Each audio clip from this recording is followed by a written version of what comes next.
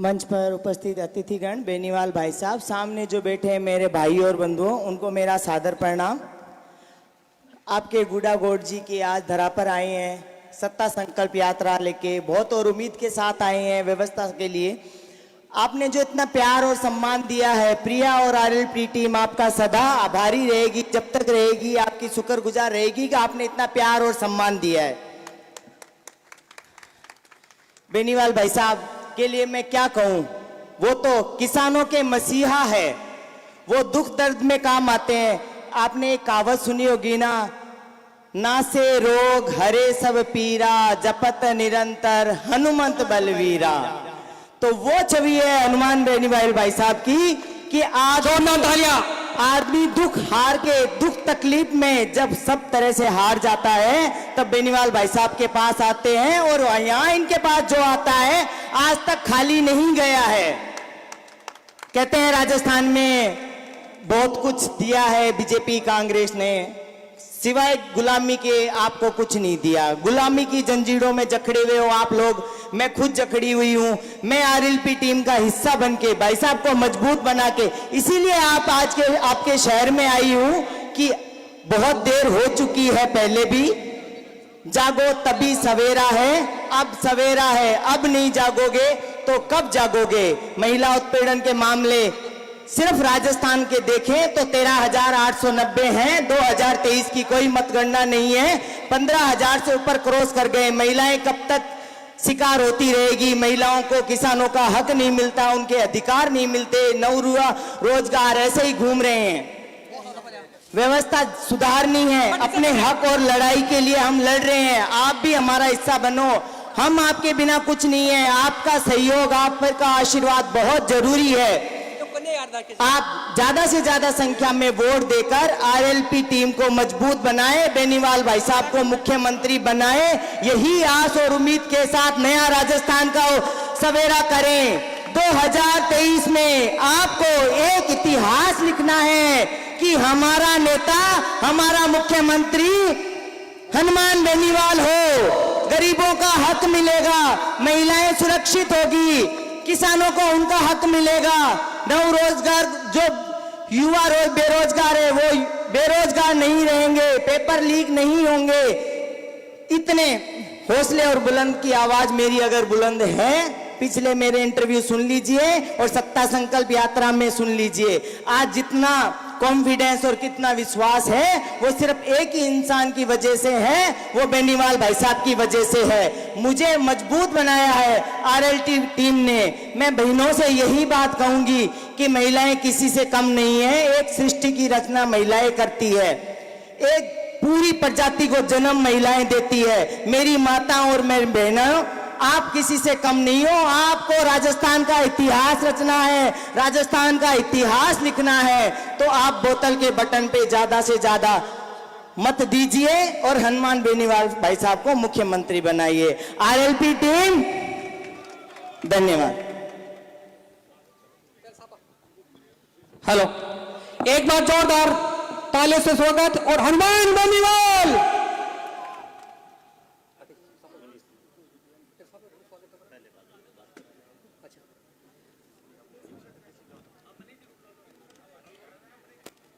इसी बीच हमारे बड़े भाई साहब मनीष जी। राम राम साहब, एक दो नारे लगाओगे आप मेरे साहब? जय बोलो वीर तेजा जी महाराज की जय, रामसा पीर की जय, सालासर बालाजी की जय। उपस्थित युवा साथियों, सम्मानित बुजुर्गों, मित्रों, सबसे पहले गुड्डा की पावन धरा पे आदरणीय हनुमान जी बेनीवाल, आरएलपी के सुप्रीमो और लोकप्रिय सांसद, संसद के अंदर जो किसानों की आवाज, एकमात्र सांसद, जितने भी सांसद है किसान कौम से तो मेरे ख्याल में 35-40 सांसद हैं वहाँ, और अपने आसपास से ही 4-5 सांसद होंगे, पर जो किसानों की बात हर मुद्दे पे बोलते हैं और हर लड़ाई लड़ते हैं, जिन्होंने सिर्फ एक छोटी सी बात के लिए एनडीए को यहाँ राजस्थान के अंदर राज को छोड़ दिया, तो ऐसे आदमी का अपन सब लोग यहाँ तालियां बजा के, दोनों हाथ उठा के आप सम्मान करो, जो पूरे समाज, कौम और किसान, शोषित, पीड़ित, दलित की आवाज लड़ाई लड़ रहा है। बाकी तो सब लोग बिके हुए हैं, आप सब लोगों को जानते हो। अपने यहाँ तो बिल्कुल हालत खराब है। अपने तो यहाँ जो नेता हैं वो धंधे में लगे हुए हैं, कोई पत्थरों को तोड़ रहा है, कोई बजरी के धंधे में लगा हुआ है, कोई नेता कोई नहीं है यहाँ, आपस में लड़ा के और अपना उल्लू सीधा कर रहे हैं। अपने को आपको पूरी तरह से बेनीवाल साहब को मजबूत करना है और यहाँ से राष्ट्रीय लोकतांत्रिक पार्टी को जिता के इनको मजबूती प्रदान करनी है। एकमात्र सांसद है जो चाहे अग्निवीर का मामला हो, महिला पहलवानों का मामला हो, कोई भी बात हो, चाहे कोई दलित पीड़ित हो, किसी का एनकाउंटर हो जाए, किसी को पीट दे, तो उसके लिए सुनने वाला एकमात्र रास्ता नहीं हिंदुस्तान में अगर कोई आदमी है तो आदरणीय हनुमान जी बेनीवाल हैं। और बेनीवाल जी मजबूत होंगे तभी अपन मजबूत होंगे। बेनीवाल जी कमजोर हो गए तो आप सोचो आप सब लोग खत्म हो गए। इसलिए आपको एमपी साहब को मजबूत करना है। अगर एमपी साहब की एक पसीने की बूंद पड़ेगी तो हम यहाँ खून की नदियां बहा देंगे। जय हिंद, जय भारत। अब शेखावाटी की परंपरा के अनुसार हनुमान जी बेनीवाल का इस उदयपुर वाटी की धरती पर साफा पहनाकर स्वागत करेंगे जगदीश जी जांगीर, पूर्व सरपंच भाटीवाड़, बांजी गढ़वाल, छावसरी। आप आगे आए और एमपी साहब का साफा पहनाकर स्वागत करें और इन्हीं के साथ माला पहनाकर स्वागत करेंगे रामनिवास जी खटकड़, महावीर जी मीणा, फूलचंद जी ओड़ा, हनुमान जी ओड़ा, आमीन जी चौबदार, अमन चौहान युवा नेता, दौलत जी मेला, ये सब माला पहनाकर एमपी साहब का स्वागत करें। और राजस्थान की आन बान शान को प्रतीक साफो है जो आज अठे गुडा में आप सब पर आए हो। एक बार दोनों हाथ ऊपर उठाकर जोरदार ताड़िया के साथ हनुमान बेनीवाल, विकास जी, हनुमान बेनीवाल। मनीष जी, विकास जी, आप वो बड़ी वाली माला पहनाकर साहब का स्वागत करें। ये जिनके नाम बोले हैं और 101 किला से ज्यादा किया माड़ा, नवरात्रा के माँ दुर्गा को आशीर्वाद, वीर तेजा जी को आशीर्वाद, सभी देवी देवता को आशीर्वाद, सेवा ने अभिनंदन करने हाँ आपाए पत्रकार बंधु देश दुनिया में लाइव दिखा रहा है। पूरा राजस्थान, भारत और दुबई, सऊदिया, मस्कत जठे अपना बेटा बैठा है, भाई बैठा है, भाई पल ने जी रहा है अद्भुत पल। आदरणीय शिवनाथ जी गिल प्रभु चरणा में बैठा है, पावन पला ने जी रहा है। एक बार सब आदमियों को डॉक्टर विकास गिल जी किसान की मेहनत को प्रतीक आज जेड़ी देकर सम्मान हनुमान जी बेनीवाल साहब को, डॉक्टर विकास जी गिल और साथ में एडवोकेट मदन सिंह जी गिल साहब और आपने सब किसाना को, खेती हर को, अन्नदाता को सम्मान है। सैकड़ा पत्रकार बंधु लाइव इन्हें दिखा रहे हैं। अब इसी स्वागत की श्रृंखला में अंतर्राष्ट्रीय बॉडी बिल्डर प्रिया जी मेघवाल का चुनरी उड़ाकर स्वागत करेंगे डॉक्टर वंदना जी गिल व सरिता जी। कोई भी शुभ काम में आपा भाण ने, बाया ने, बेटिया ने चुनड़ी उड़ा करवा को सम्मान करा चाहिए। जोरदार तालियों से स्वागत करें। आपने सबकी ओर से सम्मान। अब इस उदयपुर वाटी की पावन धरा पर इस कार्यक्रम के आयोजक इस विशाल जन सैलाब को हनुमान जी बेनीवाल से रूबरू करवाने के लिए आप सबको निमंत्रण करने वाले डॉक्टर विकास जी गिल से निवेदन है कि वो अपना उद्बोधन आप सबके बीच में पेश करें। डॉक्टर विकास जी गिल, आप डॉक्टर विकास जी गिल ना आशीर्वाद देवा आया हो, दोनों हाथ ऊपर उठाकर हनुमान बेनीवाल जी ने बताओ कि आप कालजा से कत्तो प्रेम करो डॉक्टर विकास गिल साहब ने। आज हमारी उदयपुर वाटी की धरती धन्य हो गई। हमारा किसान नेता हमारे बीच, हमारे पास आया। हनुमान जी भाई साहब, हमारे बुजुर्ग कह रहे थे कि डॉक्टर साहब एक बार हनुमान जी ने बुला दो, एक बार बान देख तो जा, नहीं यहीं चला जाऊंगा। हनुमान बेनीवाल भाई साहब का उदयपुर वाटी की धरती पे, शहीदों की धरती पे, रामदेव जी, कन्नीराम जी की धरती पे बहुत बहुत स्वागत। बहन प्रिया मेघवाल, दौलत जी, मनीष जी, महेंद्र जी, सम्मानित मंच और सबसे सम्मानित आप लोग जो हनुमान बेनीवाल की रीढ़ है, हनुमान बेनीवाल की ताकत है, आप लोग हनुमान बेनीवाल की ताकत है। आप लोगों के यहां पर आने का बहुत बहुत आभार। आज पूरे राजस्थान में हनुमान बेनीवाल वो आदमी है जिसने एक सपना सोचा, एक किसान के बेटे ने एक सपना सोचा कि एक नए राजस्थान का निर्माण हो, एक नया राजस्थान बने, एक ऐसा राजस्थान बने जो भय मुक्त राजस्थान हो, हमारी बहन बेटियां रात को 12 बजे भी आराम से घूम सके। ऑफिस में कोई बूढ़ा बाबा जाए तो अफसर खड़ा होके पूछे कि बाबा आप किस काम से आए हो। टोल मुक्त सड़कें हो, पेपर लीक बंद हो, अग्निवीर की बात करता है तो हनुमान बेनीवाल करता है, पेपर लीक की बात करता है तो हनुमान बेनीवाल करता है, हमारी पीड़ित पहलवान बहनों की बात करता है तो हनुमान बेनीवाल करता है, किसान बिल की बात करता है तो हनुमान बेनीवाल करता है। हनुमान बेनीवाल के अलावा आप बताओ कोई और दूसरा नेता आपकी बात करता है क्या? अगर आप लोग हनुमान बेनीवाल की ताकत बनेंगे, हनुमान बेनीवाल का साथ देंगे, उसका साहस बनेंगे, तो नए राजस्थान के निर्माण को कोई नहीं रोक सकता। अब बात थी व्यवस्था परिवर्तन की। हनुमान बेनीवाल ने एक सपना देखा कि पूरे राजस्थान में एक नई व्यवस्था परिवर्तन हो। और भाई साहब हनुमान जी, मैं आपको बताना चाहता हूं कि 200 विधानसभा में उदयपुर वाटी वो विधानसभा है जिसको व्यवस्था परिवर्तन की सख्त जरूरत है। हमारे यहाँ 20 साल से इस तरह का लूट खसोट का खेल चल रहा है, पूरे राजस्थान में कहीं नहीं होगा। विकास के नाम पे 20 साल में एक भी काम नहीं हुआ। पूरे झुंझुनू जिले में पानी आ गया, लेकिन कुंभाराम लिफ्ट के नाम पे पहले पूर्व मंत्री ने और उससे पहले पूर्व विधायक ने पीठ थपथपाली की हम पानी लेके आ रहे हैं और पानी को खेतड़ी तक छोड़ दिया। अगर वो पानी आ जाएगा तो हमारे यहाँ पहाड़ी बेल्ट में जो पानी की बहुत बड़ी समस्या है वो खत्म हो जाएगी। ये लोग पानी लाना नहीं चाहते क्योंकि पानी की उस एरिया का चुनावी मुद्दा है। अगर पानी आ गया तो चुनावी मुद्दा खत्म हो जाएगा। बार बार उस पानी को लेके, नाम को लेके उधर के वोटों को बटोरते रहते हैं। और यहाँ पे जो अवैध खनन का काम चल रहा है, आज हनुमान बेनीवाल के कदम पड़ गए उदयपुर वाटी में।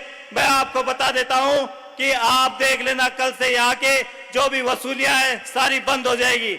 आज हनुमान बेनीवाल उदयपुर वाटी में आए। मैं आप लोग सब लोगों से निवेदन करता हूं कि आप हनुमान बेनीवाल को विश्वास दिलाएं कि हनुमान बेनीवाल के सपने को आप साकार करने में उनकी मदद करेंगे। एक किसान का बेटा जिसने अपने सारे सुख त्याग दिए, हनुमान बेनीवाल चाहते तो मंत्री पद कभी भी ले सकते थे, राजस्थान में ले सकते थे, केंद्र में ले सकते थे। परोसी हुई थाली को ठोकर मार दी किसान बिल के लिए। हनुमान बेनीवाल आपके सपनों को साकार करने के लिए अपना सारा सुख त्याग रखा है। आप हनुमान बेनीवाल के एक बार मदद करें। 2023 में बोतल के निशान पे जब आप बटन दबाएंगे, एक एक बटन से हनुमान बेनीवाल की ताकत बढ़ेगी। और अगर आप और दूसरा बटन दबाएंगे तो आप जानते हैं किन की ताकत बढ़ेगी। वही मिलाजुली का खेल चलेगा पूरे राजस्थान में जैसा चलता आ रहा है, एक बार कांग्रेस एक बार बीजेपी, मिलाजुली का खेल। इस बार आप लोग मन बना लें कि इस बार आपको व्यवस्था परिवर्तन में हनुमान बेनीवाल का सहयोग करना है, एक नए राजस्थान का निर्माण करना है, एक नई उदयपुर वाटी का निर्माण करना है। हनुमान बेनीवाल जिसको भी इशारा करे आप लोग उसकी मदद करें और एक नए राजस्थान के निर्माण में उनका सहयोग करें। हनुमान बेनीवाल पूरे लोकसभा में एक आदमी है जो आपकी आवाज उठाता है। अगर आप लोगों ने इस कोहिनूर को कमजोर कर दिया तो इस तरह का नेता आपको आने वाली पीढ़ी में नहीं मिलेगा। और आने वाली पीढ़ी आपसे पूछेगी, जब आप संघर्ष कर रहे थे, हनुमान बेनीवाल संघर्ष कर रहा था, तो आपने उसकी मदद क्यों नहीं की? आने वाली पीढ़ी को अगर आप आज हनुमान बेनीवाल के साथी नहीं बनेंगे तो आपको जवाब देना मुश्किल हो जाएगा कि हनुमान बेनीवाल के संघर्ष को आपने साथ क्यों नहीं दिया। आज हनुमान बेनीवाल एक नए राजस्थान की बात कर रहा है। आज आप लोगों को छोटी छोटी बातों पे धरना देना पड़ता है। युवाओं को छात्र संघ के चुनाव की जब बात आई, हनुमान बेनीवाल ने अपने कीमती 30 दिन निकाल के युवाओं के अधिकार के लिए जयपुर में एक सम्मेलन बुलाया। और किसी भी नेता ने किसी भी युवा की बात करी क्या? युवाओं को खाली वोट बैंक समझते हैं, किसानों को वोट बैंक समझते हैं। और एक अकेला हनुमान बेनीवाल है जो युवाओं और किसानों की बात कर रहा है। पेपर लीक के मामले में हनुमान बेनीवाल बात करते हैं, अग्निवीर की हनुमान बेनीवाल बात करते हैं, किसान बिल की हनुमान बेनीवाल बात करते हैं। और पूरे राजस्थान में कहीं भी अत्याचार होता है तो हनुमान बेनीवाल सबसे पहले पहुंचने वाला आदमी होता है। और आप लोगों को पता है कि जब हर जगह का दरवाजा बंद हो जाता है तो हर आदमी की आखिरी उम्मीद होती है कि हनुमान बेनीवाल के पास एक बार अगर हम मिल लेंगे तो शायद हमारा काम हो जाएगा। और मैं आपको विश्वास दिलाता हूं और मेरी जानकारी में है कि आज तक हनुमान बेनीवाल के दरवाजे से कोई खाली हाथ नहीं लौटा। आप लोग हनुमान बेनीवाल की ताकत बने। आपको ऐसा नेता, ऐसा किसान नेता, ऐसा युवा नेता, आप लोगों के लिए 24 घंटे काम करने वाला 36 कौम का नेता दूसरा नहीं बने मिलेगा। आप इस आदमी को कमजोर मत होने देना। आप इन्हें विश्वास दिलाएं कि आपकी इनकी ताकत है। और ये जो ताकत उदयपुर वाटी में आज दिख रही है, एक एक व्यक्ति 100 के बराबर है और 60-70 हजार की संख्या उदयपुर वाटी में हनुमान बेनीवाल को समर्थन देगी। हमें ये पूरा विश्वास है। लोग कहते हैं कि हनुमान बेनीवाल युवाओं के दिल में बसता है। मैं कहता हूं कि अगर किसी भी युवा के आप खून की जांच करा लो, उसके खून की बूंद में भी हनुमान बेनीवाल लिखा हुआ मिलेगा। हनुमान बेनीवाल जैसा नेता, इस आदमी को कमजोर मत होने देना। मैं आपसे हाथ जोड़ के झोली फैला के निवेदन करता हूं, हनुमान बेनीवाल का साथ दो, हनुमान बेनीवाल को मजबूत करो, राष्ट्रीय लोकतांत्रिक पार्टी को मजबूत करो। हनुमान बेनीवाल, हनुमान बेनीवाल, हनुमान बेनीवाल। धन्यवाद। अब आपको जिस शख्स का इंतजार था, सुबह 10:30 बजे से ये कुछ स्वागत की कड़ी को आगे बढ़ाते हैं। स्कूल के स्टाफ वगैरह जो है वो स्वागत करेंगे एमपी साहब का। मदन सिंह जी, आपके नेतृत्व में, आपके नेतृत्व में, हाँ,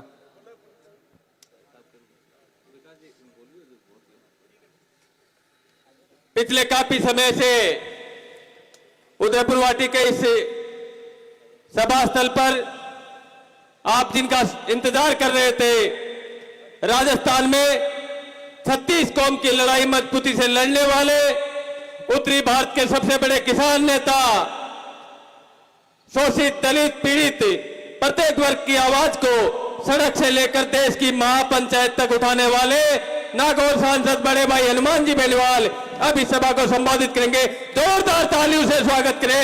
हनुमान जी बेनीवाल जिंदाबाद, हनुमान बेनीवाल जिंदाबाद।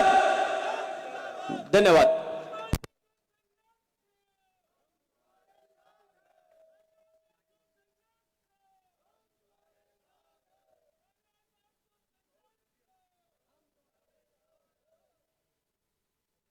बूढ़ा के अंदर आज इस ऐतिहासिक सभा के अंदर उपस्थित छोटी बहन अंतर्राष्ट्रीय बॉडी बिल्डर पीड़ा सिंह मेघवाल, संघर्षशील नेता डॉक्टर विकास गिल, पूर्व जिला प्रमुख मदन सिंह जी गिल, सीकर के हमारे जिला अध्यक्ष महेंद्र जी, छोटे भाई और मेरे कॉलेज के जमाने के साथी मनीष चौधरी जी, मेरे साथ ही कॉलेज के अध्यक्ष रहे हुए, ऊपर आ जाओ, ऊपर आ जाओ, दौलत सिंह जी मेला,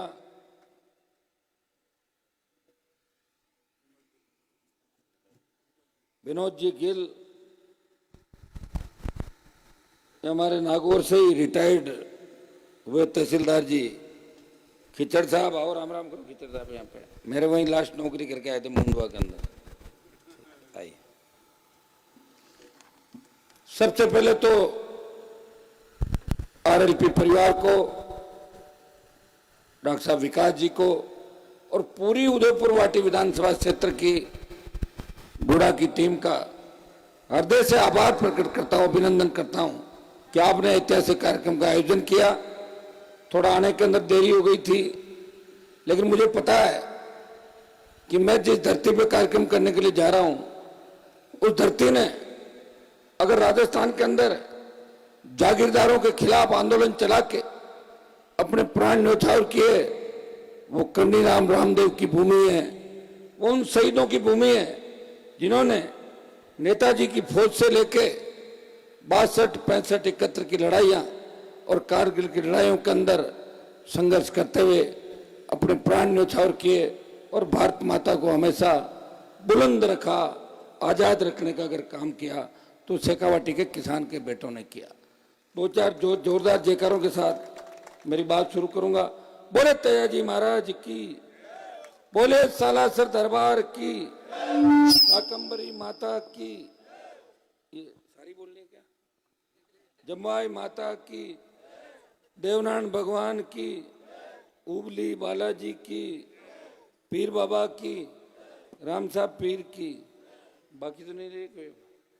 ठीक, जरूरी है जहां जाए तो वहां का जयकारा भी बहुत आवश्यक है, क्योंकि जयकारे लोक देवताओं की वजह से कोई जाति नहीं होती, लेकिन लोक देवताओं को भी जातियों में बांटने लग गए, इसलिए कोई देवता पीछे नहीं रह जाए। तमाम जगह कहते हैं लिस्ट बना के दे दो, एक जय के साथ जितनी जयकारें लगा दो ताकि लोगों के अंदर जोश बरकरार है। जैसे आर्मी के अंदर बटालियन लड़ाई लड़ती है, रेजिमेंट लड़ाई लड़ती है, तो उनका खुद का एक अलग नारा होता है, उस नारे के साथ जैसे ही वो नारा लगता है वो रेजिमेंट आगे बढ़ती रहती है रेजिमेंट का। तो हमारे भी जहाँ जयकारा लग जाता है तो जवानों के अंदर एक नया जोश पैदा होता है। जहाँ मैं खड़ा हूँ यहाँ मैं कोई नया नहीं, जब मैं विश्वविद्यालय के अंदर राजनीति करता था मुझे अच्छी तरह याद है, 95, 96, 97, 93 से लेकर 98 तक का दौर।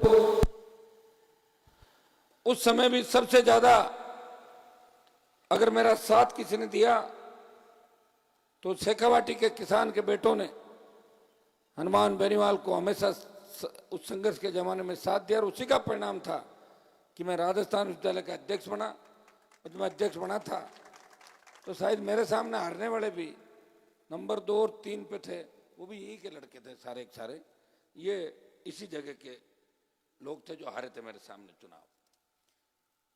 इस विधानसभा क्षेत्र के अंदर 18 के अंदर भी नई पार्टी थी, संघर्ष करके हुंकार के माध्यम से इस प्रदेश के किसान को कर्ज मुक्त करने की आवाज उठाई देश के अंदर, और कर्ज मुक्ति, किसान कर्ज मुक्ति के आंदोलन को अगर हवा मिली, नागौर, बाड़मेर, सीकर, बीकानेर, जयपुर की रैलियों के बाद मंदसौर के अंदर बड़ा किसानों का आंदोलन हुआ, किसानों ने सीने पे गोलियां खाई और कर्ज माफी के आंदोलन को देश के अंदर हवा दी। हमें पार्टी बनाने के अंदर बहुत समय लग गया था, मैंने प्रयास किया। बहुत से लोग कहते थे, जब मेरा वसुंधरा से झगड़ा हुआ 2009 के अंदर, बहुत से लोगों ने कहा कि आपका राजनीतिक कैरियर खत्म हो गया, आप वसुंधरा से क्यों लड़ रहे हो, आप दोबारा नहीं जीतोगे, आप ये नहीं करोगे, वो नहीं करोगे। लेकिन मैंने इन चीजों की परवाह नहीं की। जीवन के अंदर शायद मैं विश्वविद्यालय के अंदर चुनाव जीता तब भी निर्दलीय चुनाव जीता था, ये निर्दलीय और थर्ड फ्रंट और अलग पार्टी यही मुझे सूट करता है, क्योंकि किसी दूसरे नेता के अधीन में काम नहीं कर सकता। जब मैंने लंबी लड़ाई, लंबा संघर्ष राजस्थान के अंदर किया, संघर्ष करते करते आपने देखा होगा जब राजस्थान में हार्डकोर अपराधी किसान के बेटों के सीने पे गोलियां बरसा रहे थे, जो वसुंधरा सरकार के इशारे पे वसुंधरा के मंत्री जेलों में उन अपराधियों से मिलने के लिए जाते थे और टारगेट कर करके किसान नेताओं की बोलती बंद कर दी थी। उस समय अगर राजस्थान के अंदर इन सामंती ताकतों से, उन हार्डकोर अपराधियों से कोई लड़ाई लड़ रहा था, वो सड़क से लेकर विधानसभा तक नागौर का सांसद हनुमान बेनीवाल उस राजस्थान विधानसभा के अंदर किसान कौम की लड़ाई लड़ रहा था। 13 के अंदर चुनाव जीतने के बाद 18 में पार्टी का निर्माण किया, और पार्टी का निर्माण करने के बाद उस समय ज्यादातर जगह मेरे पास बहुत से लोग आए। मैं कभी गलत बात भी नहीं करता, वही बात कहता हूं जो मैंने किया। बहुत से लोगों ने कहा, साहब आप चुनाव मत लड़ाओ, आप लड़ाओगे हम हार जाएंगे, हम हार जाएंगे, ठीक नहीं रहेगा। वैसे जो पार्टी बनाता है वो किसी दूसरे के लिए नहीं बनाता, पार्टी की एक विचारधारा होती है। कांग्रेस बीजेपी से त्रस्त लोगों को राजस्थान में विकल्प कैसे मिले, पार्टी बनाई। पिछली बार तमाम जगह जो आज कांग्रेस बीजेपी के अंदर बड़ी बड़ी बात कर रहे हैं, जो टिकट बांट रहे हैं, अगर वो टिकट बांट रहे हैं तो उसमें मेरा भी सहयोग था। अगर मैं सब जगह चुनाव लड़ा देता तो टिकट नहीं बांट पाते, वो हार के घर बैठ जाते। आपके यहाँ भी उम्मीदवार कोई टिकट लेके आया था, मुझे पता है, लेकिन वो टिकट लेके ही आया था जब आपके लोगों ने कहा कि हनुमान जी हेलीकॉप्टर का रुख उदयपुर वाटी की तरफ मत करो। नहीं किया था मैंने, बात मान ली थी आप लोगों की। ऐसे लोग आपको नहीं मिलेंगे जो समय के साथ जनमानस की भावनाओं को पहचाने। नेताओं को तो वोट बैंक से मतलब है, नेता तो जो पार्टी बनाता है वो चाहता है कि मेरा वोट बैंक कैसे बढ़े, और मैंने ये चाहा था कि मेरे लोगों का सम्मान कैसे बढ़े। मेरी वजह से कोई गुंडे बदमाश इस राजस्थान की विधानसभा के अंदर नहीं पहुंचे, ये मैंने प्रयास किया था हर जगह, और आपने देखा भी होगा। यहाँ शेखावाटी अंचल जहां हमारी सबसे ज्यादा संख्या किसानों की, फिर भी दुर्भाग्य से देखिए राजनीति कौन कर, आप देखिए, मुझे चारों तरफ नजर उठा के देखे 100 किलोमीटर के अंदर जिनके वोट नहीं वो यहाँ के नेता है, जिनके वोट है वो टिकट मांगने के लिए लाइन लगा के खड़े रहते हैं। ये राजनीति राजस्थान के अंदर हो रही। मैं आपको विश्वास दिलाता हूं कि मारवाड़ से इस बार राष्ट्रीय लोकतांत्रिक पार्टी का तूफान चलेगा। शेखावाटी में आप सुनामी बना देना, मुख्यमंत्री आपका बन जाएगा, इतना ही विश्वास मैं आपको दिलाना चाहता हूं। मैंने पूरे राजस्थान को नापा, उपचुनाव के अंदर, बल्लभनगर उदयपुर के अंदर, जहां कोई सोच नहीं सकता कि आरएलपी जैसी पार्टी बीजेपी की जमानत जब्त कराएगी।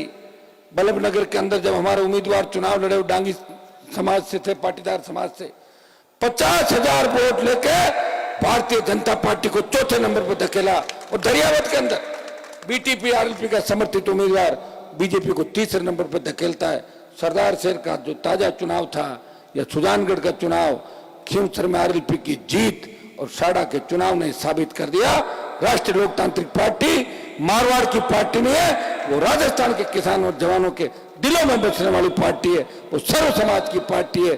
3 विधायक जो जीत के गए, उनमें 2 शेड्यूल कास्ट के विधायकों को जीता के अगर राजस्थान की विधानसभा में ले गया, वो राष्ट्रीय लोकतांत्रिक पार्टी का आपका भाई हनुमान बेनीवाल था।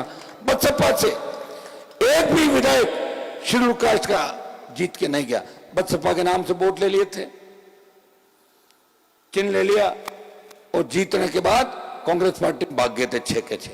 यही घटना 2008-9 के अंदर हुई थी। 6 जीते थे, हाथी को पीछे छोड़ गए और कांग्रेस पार्टी के अंदर भाग गए। हाथी की सवारी से आए और दूसरी सवारी कर ली जाके। ये हालात इस राजस्थान के अंदर थे। भाइयों, आपने देखा होगा कि 25 सांसद राजस्थान से आते हैं। झुंझुनू का सांसद भी किसान का बेटा है, शिखर के बाबा जी भी किसान है, चूरू के भी किसान पुत्र हैं। देश में जब किसान तकलीफ में थे, इस बात को गौर से सुनना आप, किसान आंदोलन पंजाब के किसानों ने शुरुआत करी थी। पंजाब राज्य के अंदर किसानों ने बड़ा संगठन बना के और लंबा आंदोलन वहां पे किया। उसके बाद पंजाब के किसान दिल्ली कूच करने के लिए आगे बढ़े। हरियाणा के भाइयों ने उनका साथ दिया, क्योंकि हमारा और उनका डीएनए जो जर्सी के, उनका डीएनए एक था। उन्होंने कहा कि जब हमारे भाई सड़क पे हैं, हम उनका साथ देंगे, और हरियाणा ने साथ दिया, उत्तर प्रदेश साथ आया, दिल्ली साथ आया, लेकिन राजस्थान में हलचल नहीं थी किसान आंदोलन की। पता ही नहीं था कि कोई किसान आंदोलन भी हो रहा है क्या राजस्थान के अंदर। मेरे पास तमाम किसान नेताओं ने कहा, हनुमान जी, हमने हमेशा लड़ाई लड़ी देश के अंदर, हरियाणा, उत्तर प्रदेश, दिल्ली, और ये सही बात है। इतिहास के पन्नों में अगर संघर्ष की बात करेंगे तो उन लोगों ने, हमारे बुजुर्गों ने बड़ी लड़ाइयां देश को बचाने के लिए लड़ी। हमने भी लड़ाइयां लड़ी, लेकिन हमसे ज्यादा लड़ाई उन लोगों ने लड़ी। हमारे जो भरतपुर के महाराजा ने सबसे बड़ी लड़ाई, अगर देश के अंदर जो अजय योद्धा के रूप में माने जाते, भरतपुर के ही राजा थे। उन लोगों ने कहा कि अगर आप राजस्थान के अंदर किसान आंदोलन को खड़ा कर दो और दिल्ली जयपुर का NH-8 जाम कर दो और गुजरात मोदी का दिल्ली से कनेक्शन काट दो, तो मोदी सरकार झुक सकती है और किसान कौम की जीत हो सकती है। तीनों बिल वापस हो सकते हैं, और हम सब मानेंगे कि राजस्थान के किसानों का ऋण हमारे ऊपर है। हमारे नेताओं के जंग लग गई, जो लोकसभा के अंदर बैठे हैं, यूपी, हरियाणा, दिल्ली के नेता, भारतीय जनता पार्टी, कांग्रेस के, उनके जंग लग गई। इसलिए आपको लड़ने के लिए आना है। भाइयों, मैं चाहता तो मोदी सरकार के अंदर कैबिनेट का मंत्री बन सकता था, लेकिन जब भाइयों को तकलीफ के अंदर देखा, मैंने किसी से राय नहीं ली, बच्चों को पूछा क्या करना चाहिए। उन्होंने कहा भाई साहब हमें मोदी की थाली को ठोकर मारनी चाहिए और अपने भाइयों को साथ देना चाहिए। मैं इस हाईवे पे गया और मैंने कहा मैं हाईवे पे आ रहा हूं, हरियाणा का आपका जो बॉर्डर था वो जाम हो गया। पहले दिन में 10,000 लोग लेके गया, 10 दिन बाद जब मैं गया तो 50-60 हजार की संख्या थी। और 70 दिन सड़क पे बैठ के एनडीए की सत्ता को छोड़ के और मुकाबला किया। वो नागौर का एकमात्र सांसद था, 24 सांसद भारतीय जनता पार्टी का जयकारा करते थे, वो किसान कौम की जय बोल के सड़क पे बैठा था। जब अग्निवीर आया, अग्निपथ योजना लागू हुई, शेखावाटी के सबसे ज्यादा जवान सेना के अंदर जाते हैं। मेरे घर के सामने नागौर के अंदर स्टेडियम है, बच्चे हमारे भी बहुत ज्यादा आर्मी के अंदर जाते हैं। आपने कारगिल की शहादत देखी होगी, शेखावाटी मारवाड़ के अंदर बराबर लोगों ने शहादत दी थी, चाहे नागौर है, बीकानेर है, जोधपुर है, बाड़मेर है, सीकर, झुंझुनू, भरतपुर, इन चूरू, इन्होंने सबसे बड़ी शहादत, शेखावाटी की पहली जो कारगिल की पहली शहादत थी, उसमें आपके और हमारे बच्चे थे जिन्होंने पहली कारगिल की शहादत दी थी। बच्चे जब अग्निपथ आया, बच्चों ने कहा भाई साहब कोई नहीं सुनेगा। मैंने कहा मैं लड़ाई लड़ूंगा चाहे कितनी लड़नी पड़े। पहले ही दिन झंडे के साथ अगर कोई पार्टी अग्निपथ का विरोध करने के लिए देश में आ गई, वो राष्ट्रीय लोकतांत्रिक पार्टी थी, जिसने लोकसभा के अंदर 1 दर्जन वार से ज्यादा इस अग्निपथ का विरोध किया। ऑल पार्टी मीटिंग के अंदर प्रधानमंत्री को बार बार कहा ये अग्निपथ वापस लीजिए। रक्षा मंत्री तो इतने परेशान हो गए, पहले ही मेरे बोलने से पहले ही कह देते थे दूसरी बात से शुरू कर दें, वो तो हमारा ध्यान है आपका अग्निपथ। ये बार बार अगर इसका विरोध किया और 2 लाख जवानों की जोधपुर में रैली करके ये संदेश दिया, मोदी जी अग्निपथ वापस ले लो, ये किसान पुत्र है, आ रहे हैं दिल्ली की तरफ, तैयारी कर लो। तो पहले अग्निवीर 25% सेना में रखने की बात थी और 75% वापस भेजने की बात थी। डरी हुई मोदी सरकार ने 50% अग्निवीर को एडजस्ट करने की बात करी और अब 50 पे बात आई, 50 वापस जाएंगे। मैं विश्वास दिलाता हूं कि लोकसभा चुनाव से पहले पहले हम एक बार दिल्ली की ओर चलेंगे और उस दिन अग्निपथ वापस हो जाएगा। यह सेमीफाइनल है राजस्थान का। इस चुनाव के अंदर अगर आपने भारतीय जनता पार्टी और कांग्रेस को वोट नहीं डाला, आपने तीसरी ताकत खड़ी कर दी, आपने अपने भाई को आशीर्वाद दे दिया, तो निश्चित रूप से इस देश की राजनीति इस राजस्थान के और शेखावाटी के इर्द गिर्द घूमेगी। इतना मैं विश्वास आपको दिलाता हूं।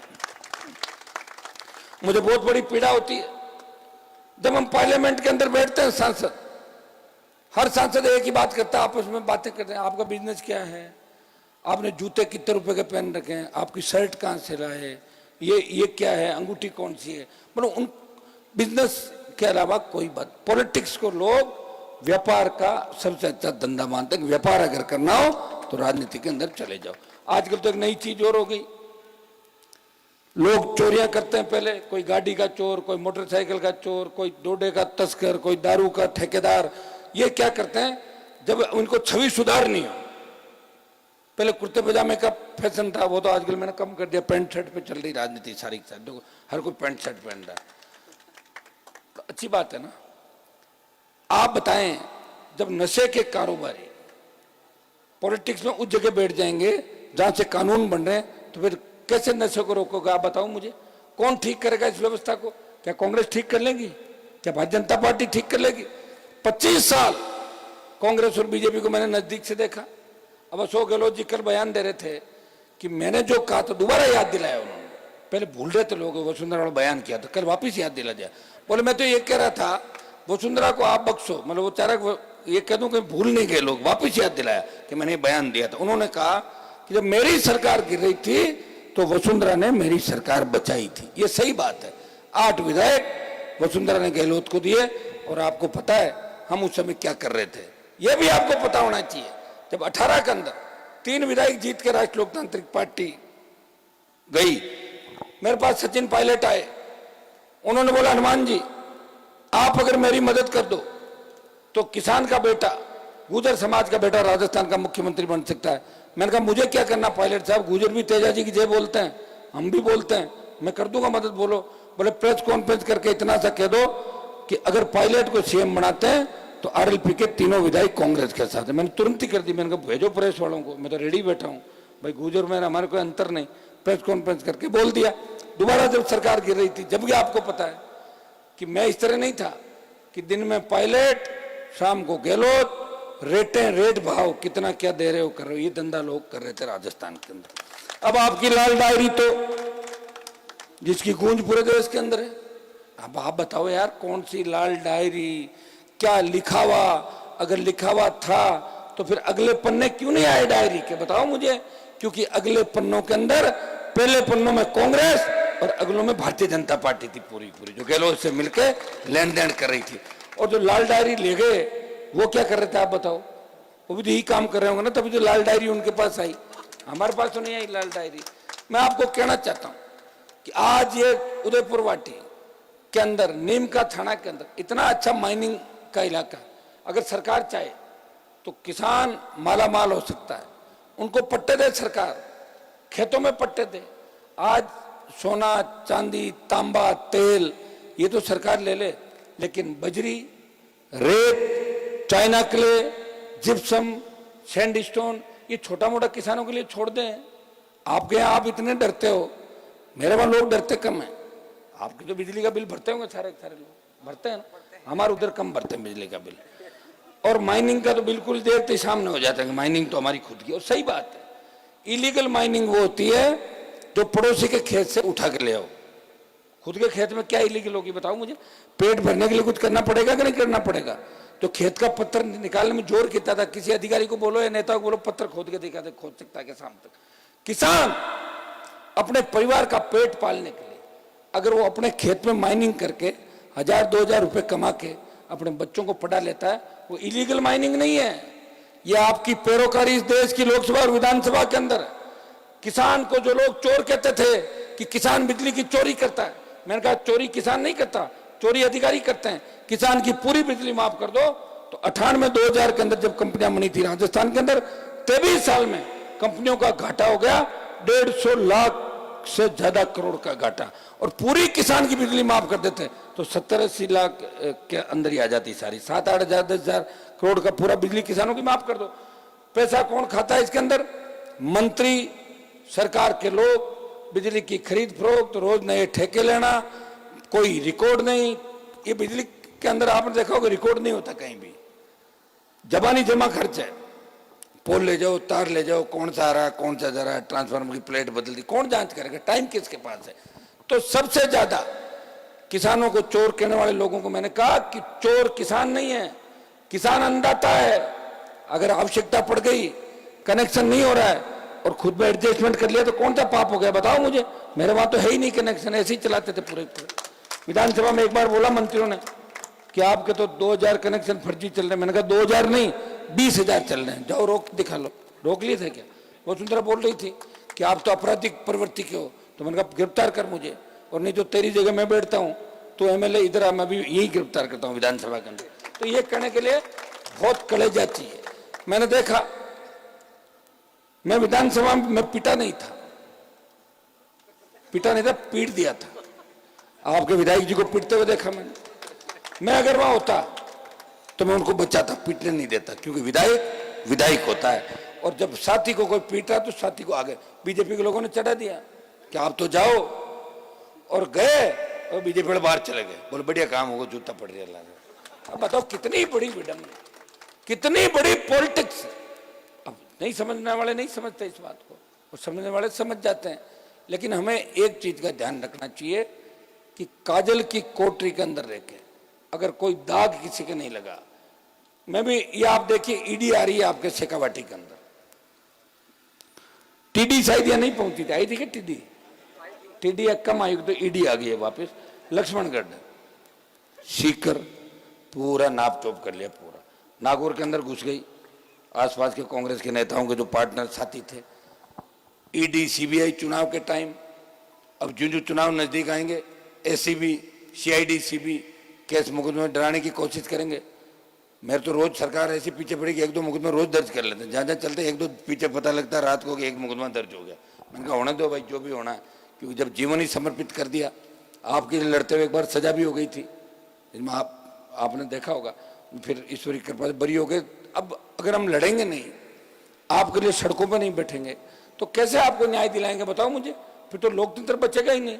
लोकतांत्रिक व्यवस्था यही है कि जनता के लिए, जनता के प्रतिनिधियों को लड़ाई लड़नी पड़ती है, और लड़ाई लड़ते हुए अगर सरकार के लोग इस तरह करने लग जाए तो ये निरंकुशता हो गई। जो निरंकुशता मोदी की देश के अंदर चल रही है, मीडिया वही बात छापेगा जो प्रधानमंत्री चाहेंगे, मीडिया वही दिखाएगा बार बार जो मोदी जी चाहेंगे। मुझे बताएं कि 2014 के बाद एनडीए के माध्यम से बीजेपी सरकार के अंदर आई। हमारे जैसे में तो छोटा नया दल था, पंजाब से लेकर महाराष्ट्र तक, बिहार तक कितने किसान नेताओं के कंधे पे बंदूक रख के धीरे धीरे भारतीय जनता पार्टी आगे बढ़ी। अगर अकेले में दम होता तो एनडीए क्यों बनाती? अकेली लड़ती भारतीय जनता पार्टी। एनडीए के फिर साथियों को बार बार निकालते खुद की संख्या 303 कर ली और एनडीए वालों की क्या हालत कर दी, ये भी आप देख रहे हो।